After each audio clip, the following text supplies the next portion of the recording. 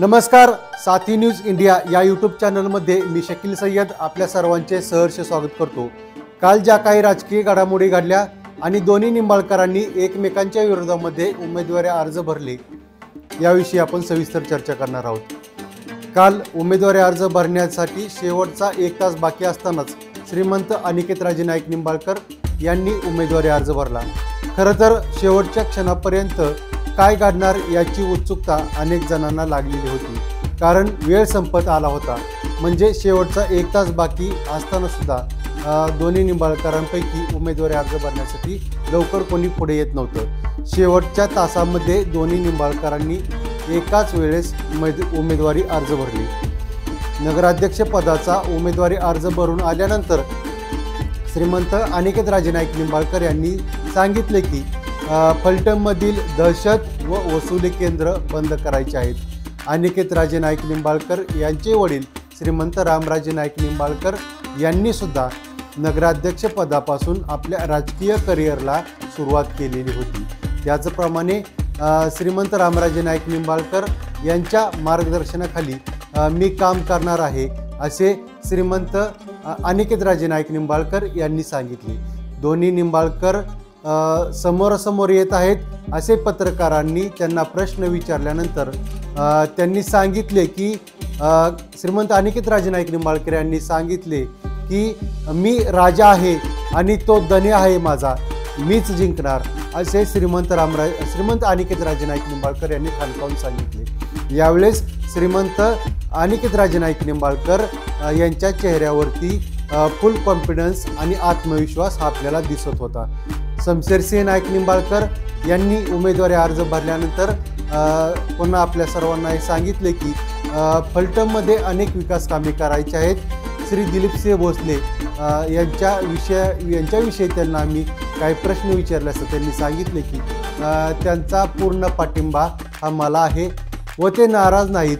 त्यांच्या डोळ्यामध्ये जे अश्रू आले होते ते आनंद अश्रू होते असं शमशेरसिंह नाईक निंबाळकर यांनी आम्हाला सांगितलं।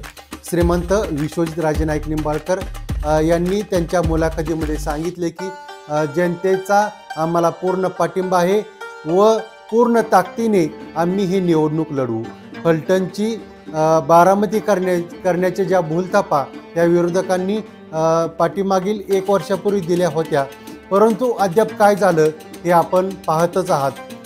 अटी शर्ती न ठेवता जे आमच्या पक्षाबरोबर येतील त्यांना आम्ही बरोबर घेऊ व काम करू असं श्रीमंत विश्वजित राजे नाईक निंबाळकर यांनी सांगितलं। शिवसेनेने आम्हाला सर्व अधिकार दिलेले आहेत। शेवटच्या क्षणी श्रीमंत अनिकेत राजे नाईक निंबाळकर, श्रीमंत संजीवराजे नाईक निंबाळकर, श्रीमंत विश्वजित राजे नाईक निंबाळकर यांनी धनुष्यबाण हातामध्ये घेतला व श्री उपमुख्यमंत्री श्री एकनाथ शिंदे यांच्याबरोबर आम्ही काम करणार असल्याचे श्रीमंत अनिकेत राजे नाईक निंबाळकर व श्रीमंत विश्वजित राजे नाईक निंबाळकर यांनी सांगितले। खरे पाहता माजी खासदार श्री रणजितसिंह नाईक निंबाळकर यांच्या गटामधून नगराध्यक्ष पदासाठी श्री दिलीपसिंह भोसले यांचे नाव आपल्या सर्वांसमोर येत होतं, परंतु श्री शमशेरसिंह नाईक निंबाळकर यांनीही उमेदवारी मागितलेली होती, त्यांना उमेदवारी पाहिजे होती आणि शमशेरसिंह नाईक निंबाळकर यांना नगराध्यक्ष पदाची उमेदवारी मिळाली नाही तर मी तिसरी आघाडी उभी करून निवडणूक लढवणार अशी चर्चा ही लोकांमध्ये चालू होती आणि ही फलटणमध्ये ही चर्चा खूप जोरदार चालू होती की शमशेरसिंह नाईक निंबाळकर आता तिसरी आघाडी उभी करतायत का आणि ते तिसरी आघाडी करून उभे राहतायत का, आणि हे खासदार गटाला खरं तर परवडणारं नव्हतं। यामुळे खासदार गटातर्फे श्री दिलीपसिंह भोसले यांची समजूत काढून त्यांना विनंती खासदार गटातर्फे करण्यात आली। यावेळेस मात्र दिलीपसिंह भोसले यांनी त्यांच्या हृदयावरती खूप मोठा दगड ठेवून सांगितले की मी शमशेरसिंह नाईक निंबाळकर यांना जाहीर पाठिंबा देत आहे। आणि हे सांगत असताना दिलीपसिंह भोसले यांच्या डोळ्यामध्ये अश्रू होते।